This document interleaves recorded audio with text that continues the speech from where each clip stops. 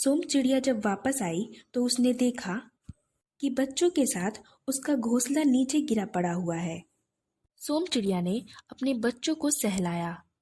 मेरे बच्चों, अब मैं आ गई हूँ, तुम्हें कुछ नहीं होगा, घबराओ मत।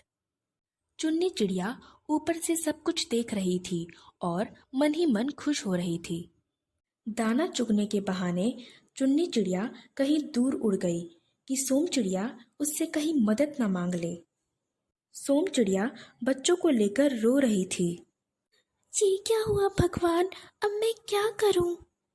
इतने में ही थोड़ी ही दूर पर एक डाल पर मिट्ठू पका हुआ आम खा रहा था। उसने देखा कि सोम चिड़िया बच्चों को लेकर नीचे रो रही थी।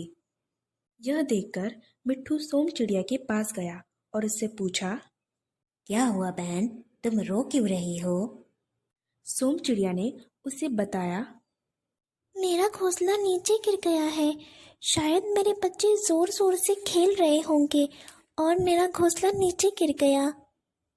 मिट्ठू सोम चिड़िया से बोलता है, निराश ना हो बहन, लो पहले बच्चों को आम खिलाओ, मैं तुम्हें इससे भी अच्छा घर दिखाता हूँ।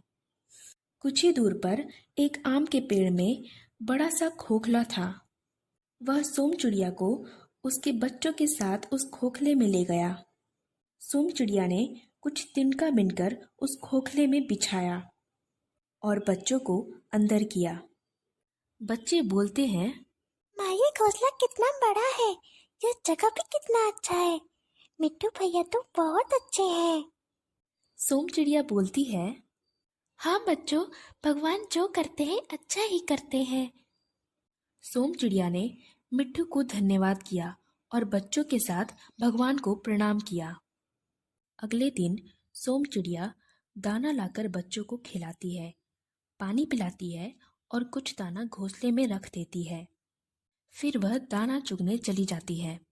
थोड़ी देर बाद दाना चुगकर जब वह अपने घोंसले में वापस आती है तो देखती है कि थोड़ा दाना अभी बचा हुआ है। यह देखकर वह बच्चों से बोलती है, आज दाना बचा हुआ है, दोपहर में हम यही खा लेंगे। मिट्ठू भैया भी उन्हें पका पका आम देता था। उधर चुन्नी चिड़िया सोम चिड़िया के घोंसला गिरा देने पर बहुत खुश रहती है। थोड़ी देर बाद चुन्नी चिड़िया के बच्चे भूख लगने के कारण चूचू करने लगते हैं और उससे भोजन मांगने लगते हैं। चुन्नी चिड़िया देखती है कि सोम चिड़िया अभी वापस नहीं आई है, इसीलिए वह दूसरे चिड़िया के घोंसले से दाना चुराने जाती है। इतने में ही दूसरी चिड़िया उसे देख लेती है और उसे अपने चोंच से मार मार कर घायल कर देती है। चुन्नी चिड़िया किसी तरह अपनी जान बचाकर अपनी डाल पर आई।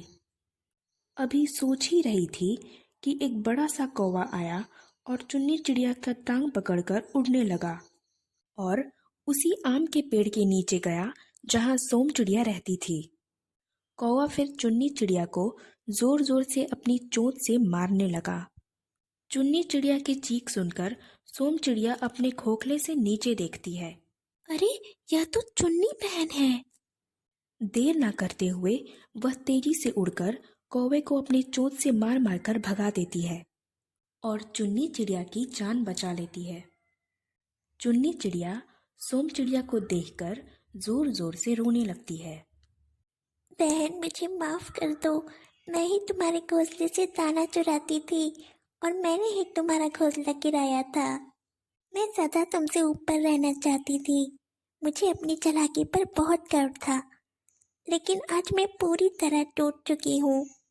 पता नहीं मेरे बच्चे भी अभी कैसे होंगे। सोम चिड़िया उसे प्यार से सहलाती है। तुम चिंता ना करो बहन। उसने चुन्नी चिड़िया को एक दूसरे पेड़ के खोखले में बिठाया और बोला, मैं अभी जाकर तुम्हारे बच्चों को लाती हूँ। सोम चिड़िया ने मिट्ठू के पास जाकर उसे सारी बात बताई। यह सुनकर मिट्ठू बोला, मैं उस दुष्ट चिड़िया की मदद तो बिल्कुल नहीं करूँगा। सोम चिड़िया के बहुत कहने पर मिट्ठू उसके साथ गया और चुन्नी चिड़िया के बच्चों को साथ लाकर उसके घोंसले में रख दिया। चुन्नी चिड़िया अपने आप से ही घृणा करने लगी और बोली, मुझे माफ कर दो बहन। सोम चिड़िया बोली, निराश ना हो। अगर किसी को उसकी गलती का पश्चाताप हो जाए तो भगवान उसे माफ कर देते हैं। चुन्नी चिड़िया यह सुनकर बोलती है। सोम बहन, तुम दिल की बहुत अच्छी हो। अगले दिन से चुन्नी चिड़िया भी सोम चिड़िया की तरह अपने बच्चों को उठते ही भगवान को प्रणाम करने के लिए बोलती है। फिर उनसे कहती, तुम लोग आपस में अच्छे से रहना। मैं सोम बहन के साथ दाना चुग कर लाती हूँ। फिर वह दाना ला लाकर अपने बच्चों को खिलाती है और पानी पिलाती है। चुन्नी चिड़िया प्रेम सहित सोम चिड़िया के साथ रहने लगी और भगवान के चरणों में विश्वास रखने लगी। सत्यम विजयते, सत्यम विजयते। धन्यवाद।